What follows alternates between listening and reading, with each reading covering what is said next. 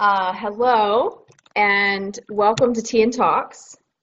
This hmm cup is burning my hand. hmm It's like so hot. But this week on social media, Shirona and I had promised you guys that we were going to show you sassafras tea. So basically, this is how I found out about sassafras tea because I know almost nothing about like herbal teas, although I'm learning very quickly. So I've been going on this hiking club with my friend Jim Bugert, and Jim Bugert is a very inspirational, close friend of Sharona and I's, who tries everything. He's a man of many experiences. And so I'm a part of a hiking club with him, and he took us to Fox Island Park in Fort Wayne, Indiana, me and a friend, Melissa. And he showed us as we were walking this tree. So don't tell anyone that we got this from Fox Island, but this is sassafras tea, uh, sassafras tree. And you can see it's like dried, but this is how you identify sassafras tea. This is very interesting. Tree, I mean, they have a leaf with three, and it has a leaf also with, there should be a leaf with two as well. And then it looks like this one may have had two, and then yeah. And then there's a leaf with one as well. And my friend Jim Buger calls this the middle finger. So you can identify sassafras tree because it has three different kinds of leaves on it. And anyway, we were told by our Indian neighbor last night that it's actually made, like that's what makes up root beer, I guess. So Yeah. yeah. So I don't know, but anyway, one of the things that I've been thinking on because we were talking last night with our neighbor Stephen, who's from southern India, and he was sharing how his perspective on a lot of things changed when he came to the U.S. But one of the biggest things that changed for our neighbor Stephen when he came to the U.S. from India was he just saw people doing things so differently. One of those things has to do with religion. He saw a very stark contrast between Christianity in India and Christianity in the US, even Islam in India and Islam in the US. Um, but yeah, I don't know if anything stood out from you, Sharona, but it got me thinking about a few things that I wanted to bring up today that were pretty cool. Yeah, and there's no way that you're going to be able to try the sassafras tea right now because it's too hot, right? I think so. Um, yeah, it got me thinking about how like a lot of religions, the whole goal is basically salvation, right? The salvation of mankind, saving them from something. And each religion has a plan for it. In Christianity, it's, call upon the name of the Lord and you will be saved. Ask forgiveness for your sins and that kind of thing. But with each religion, it differs. And one of the questions that I've had in the past couple years is, I grew up in this kind of environment, and at some point I started realizing that even though I thought I was saved or, that I had become a Christian and, I was saved from my sins, I didn't really know what that meant. Because for all practical purposes, my life was seeming to be full of anxiety, out of control, full of health problems, and just like a ton of issues. And I felt as though it was worse than people, in some instances, was worse than people who said they were atheist or said that they weren't saved at all. So my question today is, if you say that you're saved from whatever, what does that really mean to you? What are you saved from? And that's the question I always want to ask is like, what are people saved from when they say that they're saved? Because their life hasn't changed at all. There's nothing different, nothing spectacular, nothing wonderful about their lives. Now, that's not the case with everyone. With some people, you see drastic changes in their life once they adopt belief in God or belief that God is supporting them in life, that God has grace for them in life. You see changes in their life. But for a lot of people, it feels as though there's no self-mastery. It's, they still have addictions in their life. Um, they still, have anxiety or have anger or pride or whatever it is that they still have in their life. So that's kind of something that I've been thinking on lately, Shirona, and I was wondering what your thoughts were on that. So my thought is, I think basically from my understanding of Christianity, um, as a follower of Christ, is you are detaching yourself from the expectations of the world and going with Christ. That's what it means by saving. But I think we don't do that at all. What we do is like we follow Christ at the same time we get we get attached even hardcore more to the world. Once we become a Christian or, Hmm. oh, I think we have a visitor. Yeah.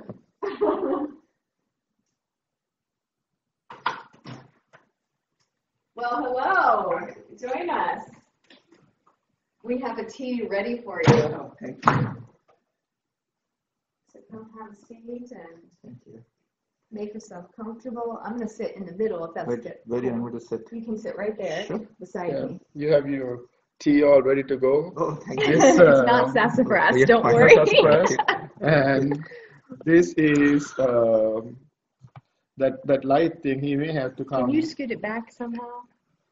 No, he might have to get closer to you. No, you are going away. We're going to get cozy. No, Yeah, there you go. that's fine. No, No, so half his face is in there. we'll get this. Yeah, I think we're there. So this is our neighbor, Stephen. Mhm. And this is the one we've already been talking about. Yes, we were already talking about you. So I think you we had all be have to worried. get closer to each No, no, other. no, we are fine. I'm just Jessica, kidding. get closer. We were talking about what No, we. closer to me, and then he gets closer to Oh, you. okay. Yeah. So we were talking about what all of us were discussing last night Yeah. and how when you came to the US, you had such a um, like sort of awakening about the differences. You experienced Christianity in India, but Yeah. Christianity in the US was completely, or at least somewhat different. Yeah. And so we were talking about how, because one thing I've been thinking about lately is like, all religion is meant to sort of save people from something in a sense. And sometimes I wonder what people are really saved from, because they still have the same addictions. They still have the same like the same anxiety in life that they had before, the same, the world's going to end, or, the world's getting worse. And, it doesn't seem like much has really transformed in their life. So I kind of wonder, like, what are you saved from? This is not the case with everyone, but with some people. So I asked Shirona, I said, Shirona, what do you think being saved is? And he was saying, he thought it might be just like a detachment from people's expectations, or So what you expect life should be like, maybe. yeah, let me finish this thought. Yeah, please finish. So what I believe, Steve, what I was talking about is like, in Christianity we teach that we follow Christ's path. When we are following the Christ path, as we talked about it last night, we find a very simple path that's away from the world, our attachments and that kind of stuff. So you simplify our life, and a lot of things that are very, very significant to the world, like luxuries and time and places, they all become insignificant because we are with Christ and following Christ. But what happens is, like, when most people become Christian, they become even more rigid. They're like, this is not, I don't care what Jesus said, but I'm going to be like even more rigid to the standards of the world, because then they equate their faith to the culture. And if this is what I noticed, like in America, people are more, and like, since time is a constraint in this country, they become even more rigid about the time. right? If you live in Sri Lanka, it's something that you have to do. They become more rigid about that because what you believe is not freedom. You believe in like more control. Because to me, Jesus comes and gives you freedom, but we don't. So the problem is people think like, oh yeah, I got saved, I'm following Jesus, but my life is as horrible as before, but because you are just saying it in words but not in action. And let me, means what you're trying to say, and how do you say this? It's very easy to say that somebody is, what they're doing in their life. Now, uh, when you say why somebody becomes more rigid Mhm. when they follow, and it's not just Christianity, whether you become a Muslim convert or you become a Hindu convert or whatever faith you join in Mhm. and whatever you were before.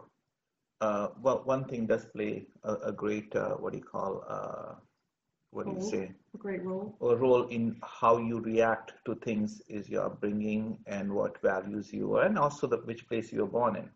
Now, in regards to becoming more rigid, it really depends on who is teaching you the aspect of that religion.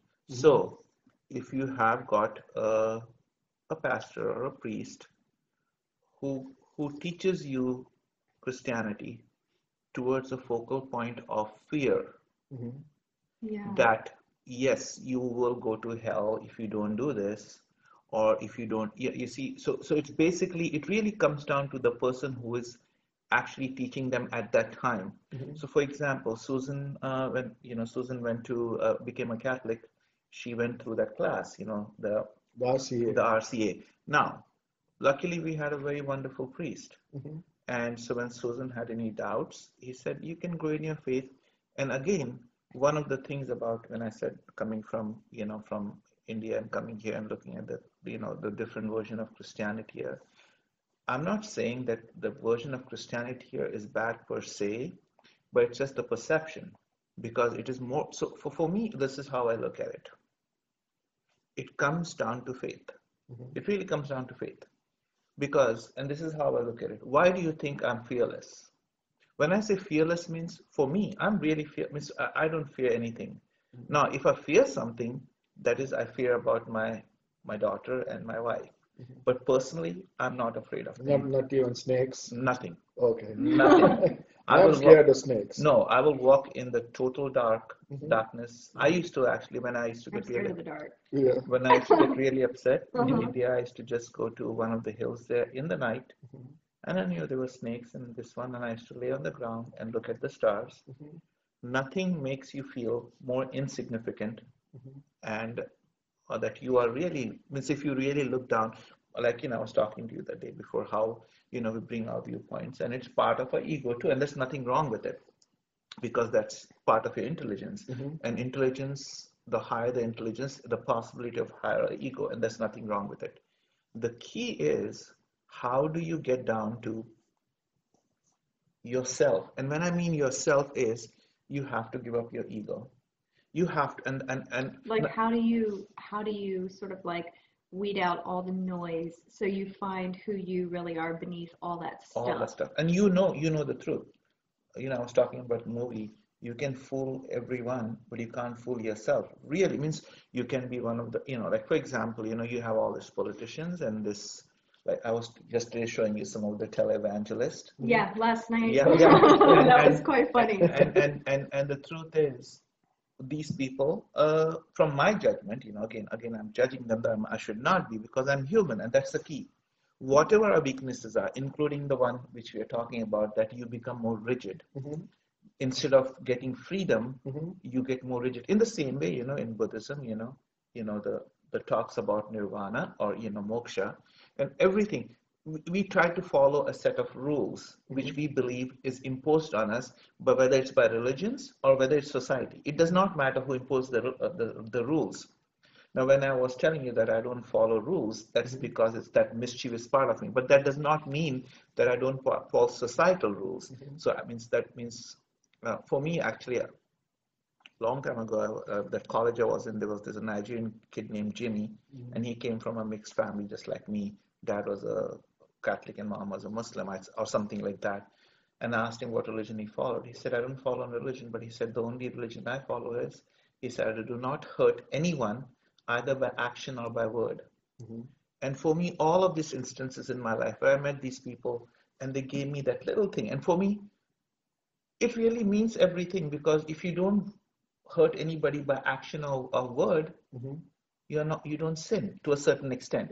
And that's why, like because if you don't hurt anybody, then you don't hurt yourself either. Exactly. There's no hurt being done, then you're living in the light. You're living in and love. You're in love, and you are actually really following Jesus or Buddha. It does not matter. It doesn't matter who you follow, as long as you.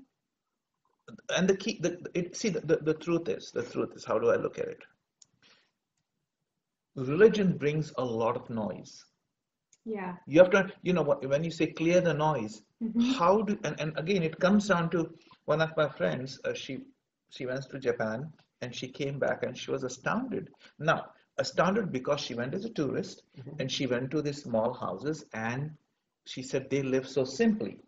But you do understand that's a very complicated culture too. So, yes, it might look simple, but what have they done to achieve that simplicity? Yeah. There is a lot of complexity to reach that simplicity. That is so true. We had a friend who said he wanted to live a simple life, so he whittled down all of the things in his house to 100 items. Everything in his kitchen, his cabinet, his closet, his bathroom, 100 items, right? And he said, like, what he found was it made things much more complex because he had to spend a lot more time doing things and like making this thing work in 3 different ways. It just became more complicated to be simple. And again, talking about simplicity. Remember that the first time we were talking about Ramayana, and how, from your perspective, coming from Sri Lanka, Ravana is the good guy, and from our perspective, and I said, it is inherent chauvinism, whether it's your religion, whether it is your country, whether it's your neighborhood, whether it's your race. To a certain extent, we have a slight amount of chauvinism. We try, when we meet other people, we suppress that so that we can engage in social, interaction. But in reality, deep down, we all have that social chauvinism. And so how do we get rid of this? And that's the key. Again, comes down to looking at the Bible. For me, sometimes too much emphasis is put in the Bible than what really, like, for example, when you talk about Ramayana, if you look at the whole story from I don't know about the Sri Lankan perspective, but from the Indian perspective, if you look at this, what lesson do you take from the whole damn story? I'm using the word damn. I mean, because it is it's an epic. The word ahankara comes, you know what ahankara is, means pride. So Vishnu came down only because, according to that epic, Ravana had got pride. He was supposed to be a very pious, good person. But he got ahankara in his body, which is pride. So what I'm trying to say is, again, that you read the whole story and you get so involved in this aspect of it, that aspect of it, instead of just taking that simple thing. For me, if somebody tells me, oh, what's Ramayana? I'll say it's just about not being proud. Yeah, but this ahankara, and also it shows that the purity triumphs. Yeah. No, but what I'm trying to say is, we are not discussing Ramayana. I'm just talking about Sita's purity. Yeah. So the men were fighting. Yeah. Whether which one was right was not the case, right? Yeah. But at the end, Sita becomes the hero because she's the pure person. Yeah. She's like, you guys with your ego and pride, fight it out, right? Yeah. And it's ironic in the Ramayana, she doesn't even do anything. Yeah. She just like wait outside and observe. Yeah. Right? And then she becomes the most important character at the end, because these guys kill millions of people. Yeah, no. What I'm trying to say is again coming down to the point. Seem like the point of The the point story. of means Mhm. I understand all of those, nuances and of Yeah. that, and who comes out as one of the biggest figures in that whole story. Mhm. But for me, I always try to look so like and coming back to the Bible is the same thing. That I went to a 7-day Adventist school, Mhm. and I've got very close friends who are 7-day Adventists from Washington D.C. now. And what's amazing is that I learned the Bible there Mhm. from a 7-day Adventist perspective. Mhm. And they have got certain things which would shock you. Now, when I shock you means like who is the Antichrist? Mhm. So, so that, and but that doesn't mean that what they are teaching is anything bad or something. But what I'm trying to say is, it all comes down to different different people giving an opinion on a book. Mhm. So now we come down again back to that same thing. How do you clear the noise? Mhm. So do you sit there and try and analyze every aspect of the Bible? No. Mhm. For me, and that's why for me, I've always, you like how do I say? If I want to do something, I will try to find the easiest way to. And the funny thing is that it was like it's a story where the it was this is like a story of an army sergeant Mhm. with 20 people telling I've got this thing, this needs to be accomplished. Mhm. Who wants to do it? Mhm. And everybody raised their hand except one guy. And so the sergeant chooses him. He said, "Why the hell did you choose me?" Because I said the laziest person will find the easiest way. Oh. So you see what I Right. mean? So in a sense, yeah, it's not like let me touch my nose yeah, by yeah, doing this. yeah. It's like let's just go straight to the nose. Exactly. And so that's what it is. So basic and I look at life. I really look at Oh. I really look at life in Mhm. that same way, Mhm. is how do I say? For me, like as I said, for me, love Mhm. is the strongest and the most important thing Mhm. in life. Mhm. Yes, It right. trumps everything. For me, it trumps even hatred. Mhm. And I have experienced it personally. I mean, at personal levels, at different areas, in different parts, Mhm. in the United States too. Even when a person has been very bad to me, Mhm. I've never treated any means. To tell you the truth, I'm going through a test now because somebody just really upset me yesterday, which I talked to you about, Mhm. and I've been going back and forth to what I'm gonna, I mean, what I need to do. And then today I came to, at peace with myself, and I'll say, well, this is what's, I did my job, and now it's a friend, Mhm. and so do I fire her or break a contact? And Yeah. unfortunately, I'm not going to do it. Hey, So, you live, you Yeah. learn. But But I love what you said about like, but before we go anywhere, oh, okay. I just because it's tea and talk, Yeah. right? Uh-huh. I want to tell people that this what is this Sassafras tea. sassafras tea? It tastes good. Yes. And what's the benefits of that? I have no idea. Stephen, do you know? well, sassafras. Stephen used it in his toothpaste growing up, which is why he said, "Do not make me sassafras Yeah. tea," because I can't imagine drinking it. Oh, I would actually rather die than drink sassafras. I'm just kidding. No, no. It would have to be like the only way I can drink sass. Now, Shirona and Jessica are very good friends, so I can be honest with them. But if somebody gave me sassafras tea, just to be polite, I would just somehow swallow it. Yeah.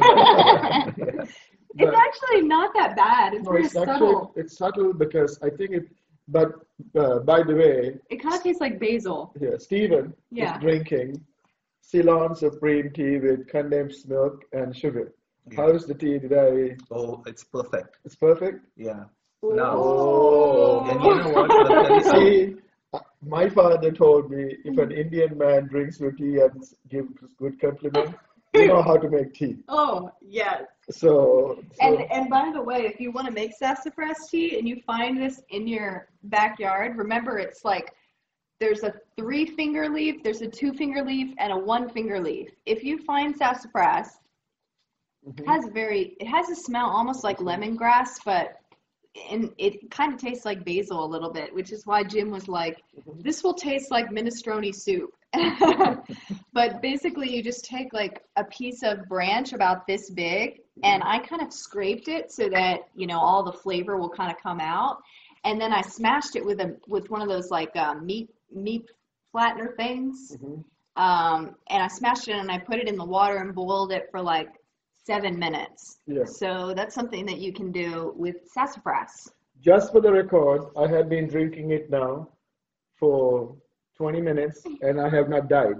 So it's perfectly safe. That's good, because I was a little concerned about the fact that I didn't wash it. Yeah, because I was When concerned. you're boiling for 7 minutes. Okay. Yeah, I was concerned because our friend Jim Bugert, if you guys don't know him, get to know him.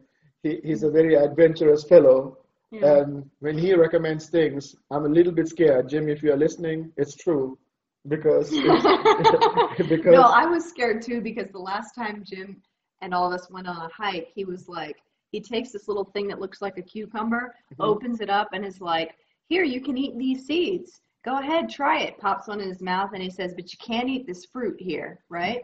And because Melissa was like, can we eat this? And he said, yeah, you can eat the fruit, but you'll die. And so I said, well, how strange is that inside of the seed, it's perfectly good for you, and the seed is the thing that makes the plant itself, and yet if you have the fruit, you can die from the fruit.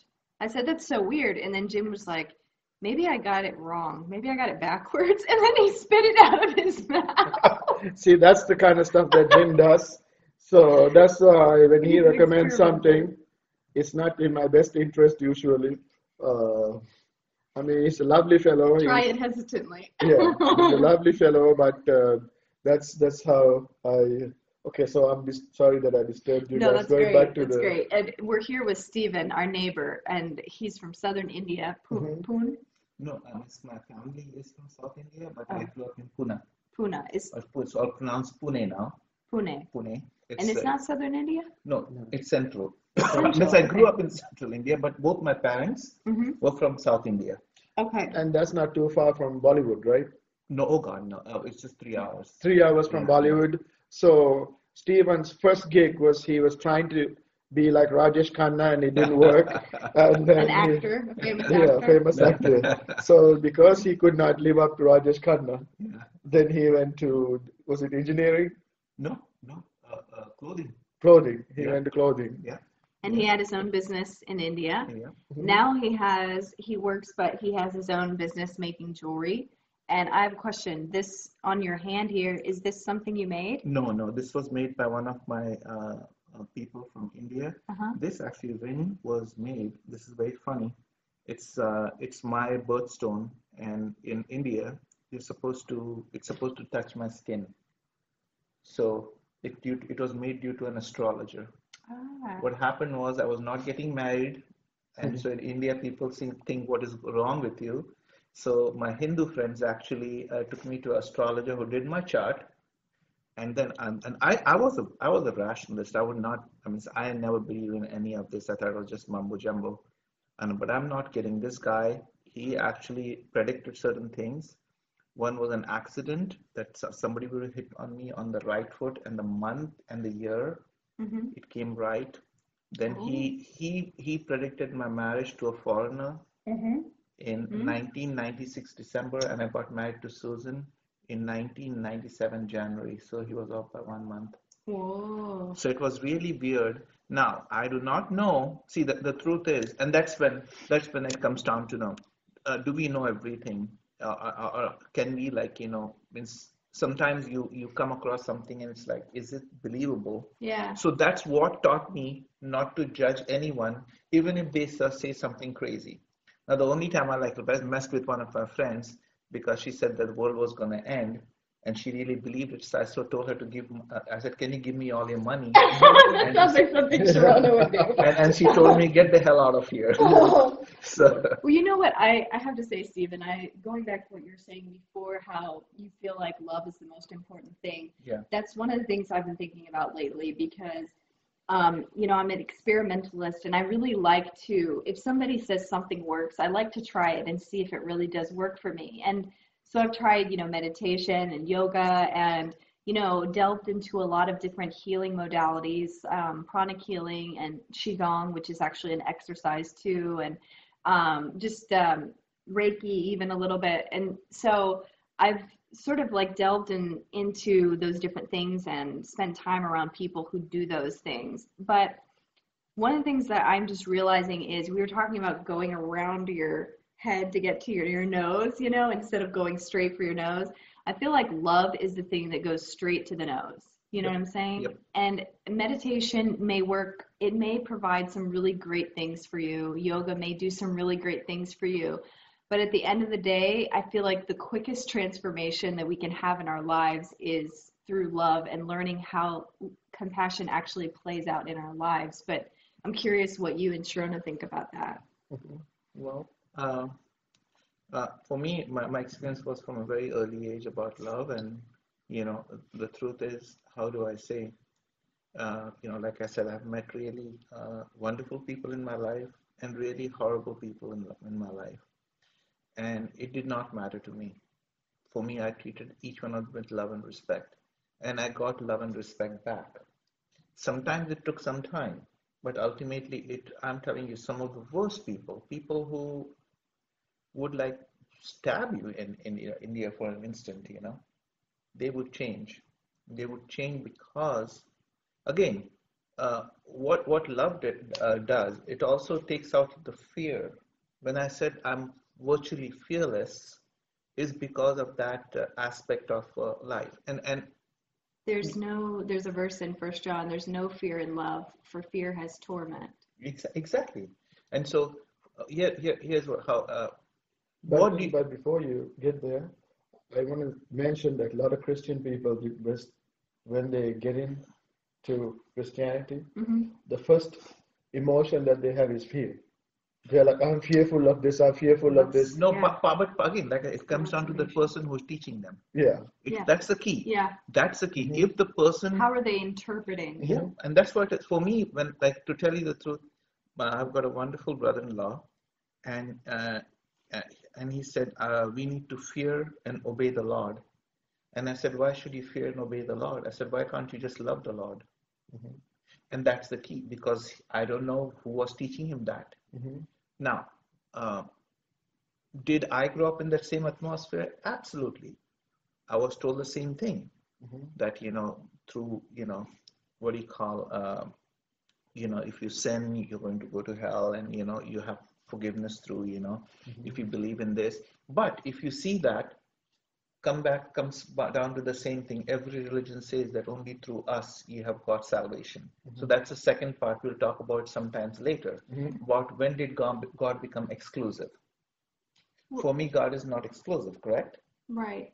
Remember when we were talking in the neighborhood, we had that neighborhood party, and our neighbor, I forget what she always teases you. What's her name?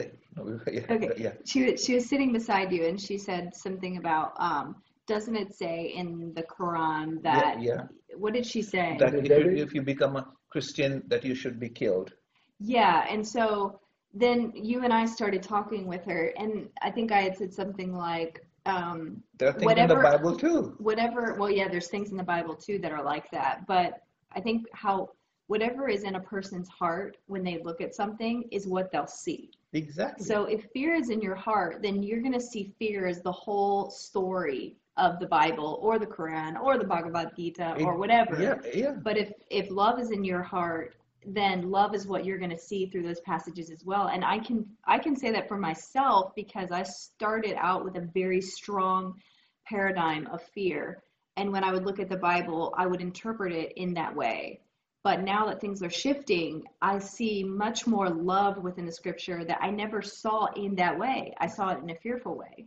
Is it Corinthians? One of my favorite passages. I forgot the verse where it says love does not judge, and it's one of the most beautiful verses on love. Do you know that? I think it's in Ephesians. No, it's Corinthians. 13 maybe? Yeah, Corinthians 13. It's Corinthians 13:1, I think. And the first time I actually heard it, it was just, I said, oh my God, this should be the first verse of the New Testament. It should not, it's, saying what really God. Now, I look at, like, Shirona, you have got Zen, and, we have got our daughter Serena, and, you look at our child, and we have got virtually and we have mere humans, and we have that sort of love for a child. And then when we are supposed to be all children of God, and we say God's love has no limits, then how does that love compare? Or Yeah. how does that affect us? Are So you more loving towards your children than God is to you? That's a good question yeah, and to so ask. when I look at my child Yeah. or a pet, if you Mhm. don't have a child, you have a pet, you give them that love, Yeah. Unconditionally. yeah, and then you light up when you see them. Mhm. Hmm. So for me, if we are God's children, Mhm. then how does God's love affect us?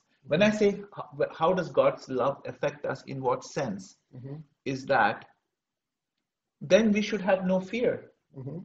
Because if we can love a child or a pet with so much, like emotions and fervor, Mhm. then when then and God's love is a million times greater than us. This I'm talking in human terms. Mhm. Hmm. So isn't His love should make us fearless? Yes, because I want to read this. Does that make sense? What I'm trying to say? It's totally makes Yeah, sense. absolutely. Great So, points. so Jessica, read this thing, Okay, so this is 1 Corinthians 13. What part do you want me to the read? whole thing. If I speak in the tongues of men or of angels, but do not have love, I am only a resounding gong or a clanging cymbal.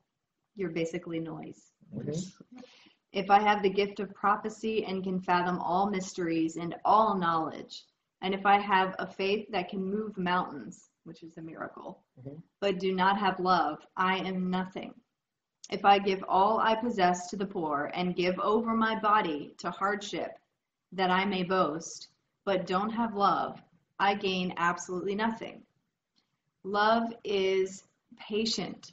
Love is kind.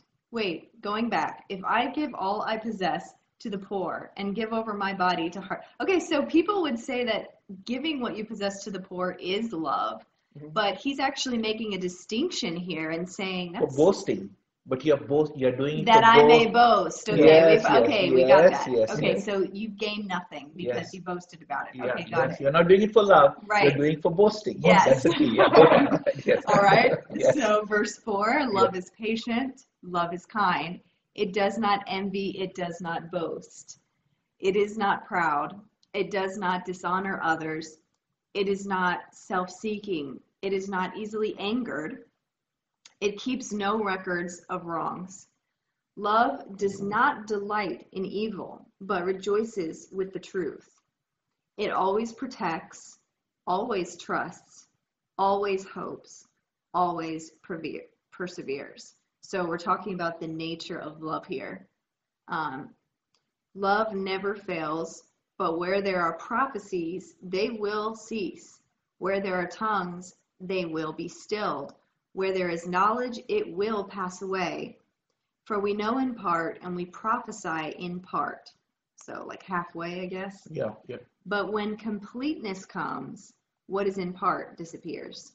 When I was a child, I talked like a child. I thought like a child. I reasoned like a child. When I became a man, I put the ways of childhood behind me. For now we see only reflection as in a mirror. Then we shall see face to face.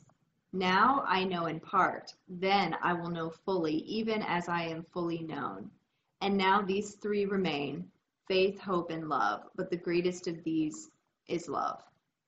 You done? So what does that say? Above faith and hope, it is love. Mhm. So, and I had never read that. I'm not kidding. I read it very late in my life. But without even reading that, because of this little snippets of really unusual people I met in my life.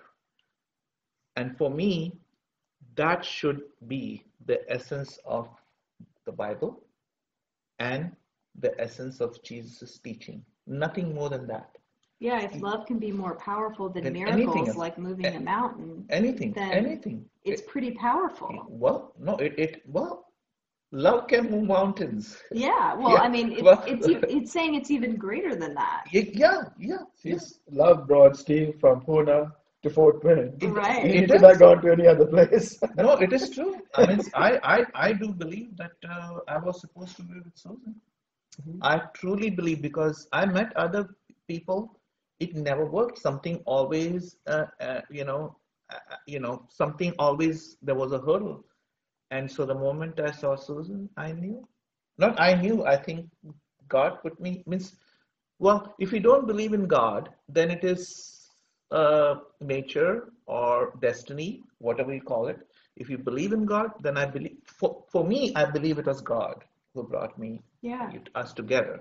Now, again, coming down back to love.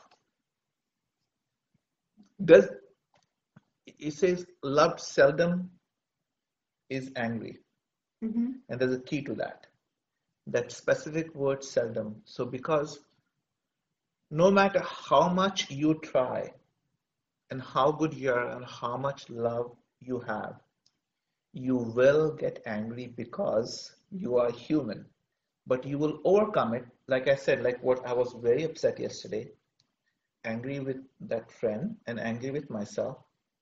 And while I was working and as I was working, I came to peace with myself. Now, my anger for her was very little actually. But the anger was really for me because, and Susan told me, you forgive others so easily. Why can't you forgive yourself? Hmm. It doesn't matter because, and she knows that, but ultimately it came down to that two things was that it's what, like I said, the shloka from the Bhagavad Gita, that Yes. only you can only do the deed, the result is not in your hand. Right. So I have to constantly, so basically, how do I say? Again, it comes down to, can you find good things in other religions too? Absolutely. And when and I'm not trying to propagate Catholicism or something, but if you look at the Second Vatican, uh, the Second Vatican Council, which Yeah. was between 1962 and 1965, they came out with certain documents, and one of the documents was how does the Catholic Church deal with all these people with different religions? And you can read that in the declaration. You can just go to the Vatican, just pay Vatican II documents, and it takes you directly to the Vatican. It's the second document in the middle, and it talks about how the Catholic Church considers everyone, no matter what religion they're from, that was God's way of reaching out to them from that area. It means if you have to read the whole document to understand that. So why is that? It's like God meeting people where they're at. Exactly. And again, it comes down to that. We are all God's children. We are all, and again, now in regards to how do I say, uh, are we are means do we means you go through your extension, your issues about life, and you go through everything, and then to tell you the truth, even with my, I'm very positive, but I had a little episode of like negativity just because of the weather. It affects Yeah. me, and so I go through it, and I really come out of it, but I come out refreshed. Hmm. So, and the funny thing is that when I'm depressed, I listen to sad songs, and it makes me feel better. Yeah. It's the weirdest thing. But you know what I think that is? Yeah, It's like just like a friend would come and yeah, would be like, yeah, I feel you. You yeah, know what? It's okay. yeah, yeah, Let me just sit with you for a moment. yeah. That's what your sad music does for you. It's Exactly. like, I get you. I Yes. know where you're at. Isn't that funny how like two negative things makes a positive, Yeah. Yeah, I think the proper word is probably resonance, yeah, you yeah, know? yeah, Because yeah, sometimes people go crazy. They are like, I don't want to have anything negative in my life. yeah, Those songs are bad. yeah, Those lyrics are bad. But I think that's why I was talking to you guys for the longest time about separation versus detachment. That song doesn't define you. You oh, hear that oh, song, yeah, it relates to you, and then you grow from it. yeah, yeah, But our human nature says like, no, no, no, no, I'm not going to even associate with these people who even listen to that kind of music because Yeah. they are so negative. But in reality, it's not really. No, and people, That's yeah, a good distinction to make because I feel like you can feel the feelings or you can say no, these feelings are bad and push them away. And in that sense, they always come up again and they beg for resolution. That's what I believe firmly.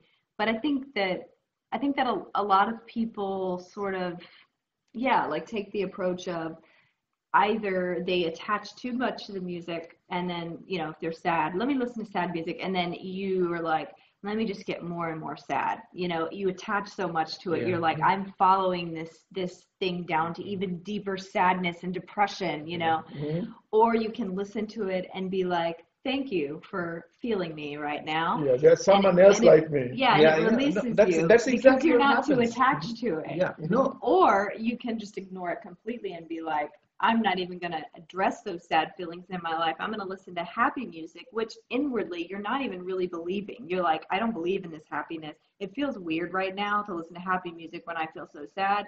So you create this sort of lie that you're putting in your life that you really don't believe. I don't believe in that either, but I feel like there's a good balance. I want like about, like when we talk about people and you say that, you know, that you should not be around negative people, then who should be around them? And that's where the part of compassion and love comes again. So when you have people who are down, yes, their negativity might rub on you, but isn't there a chance that your positivity might rub on them and they will be I guess it's a matter of like how how you strong you are, how like sort of like self-mastered you are. If you're no, if you're a weaker person, you'll absorb their negativity. If you're a stronger person, your positivity will sort of, no, there is a distinction. okay, I'll go for explain to it. you. You have to let go of yourself. Ah, That's called dying to yourself. Yeah. Basically, when you are with them, you do not think about yourself. Because when you, and I see, now here's the thing.